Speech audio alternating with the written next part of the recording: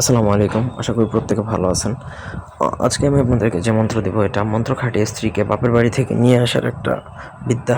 আপনার স্ত্রী যদি বা আপনার ওয়াইফ যদি বাপের বাড়ি যেয়ে আটকায় থাকে, আসতে চাচ্ছে না, এখন আপনি তাকে নিয়ে আসতে চান দূর থেকে, মন্ত্রের মাধ্যমে করতে পারবেন যদি প্রপার নিয়ম কানুন ফলো করেন।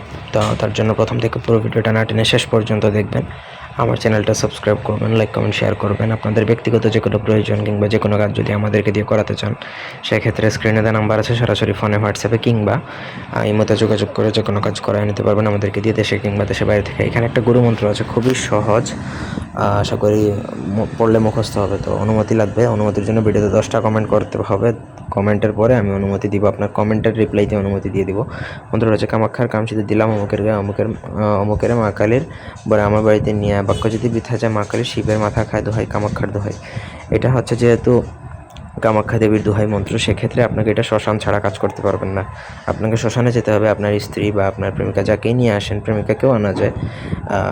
তো আপনি ধরে নিলাম আপনার স্ত্রীর জন্য, স্ত্রীর ব্যবহৃত কাপড় নিয়ে আপনাকে যে কোনো অবসর রাতে উলঙ্গ হয়ে শ্মশানে চলে যেতে হবে। শ্মশানে যাওয়ার পরে তার ব্যবহৃত কাপড়ের মধ্যে এই মন্ত্রটা একবার পড়বেন, একটা ফুট, ঠিক একইভাবে 108 বার পরে 108টা ফুট দিয়ে সেই কাপড়টা শ্মশানেই পুড়িয়ে দিতে হবে।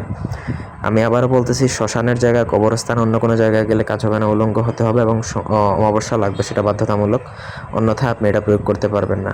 মন্ত্র মুখস্থ থাকা লাগবে, দেখে মন্ত্র পড়লে কোনো কাজ হবে না। গুরুর অনুমতি নিয়ে এবং শরীর বন্ধ করে যাবেন। অন্যথায় শ্মশানে যদি রাত্রিবেলা, অমাবস্যা রাতে যদি আরো যান, সেক্ষেত্রে আপনার সমস্যা হতেই পারে।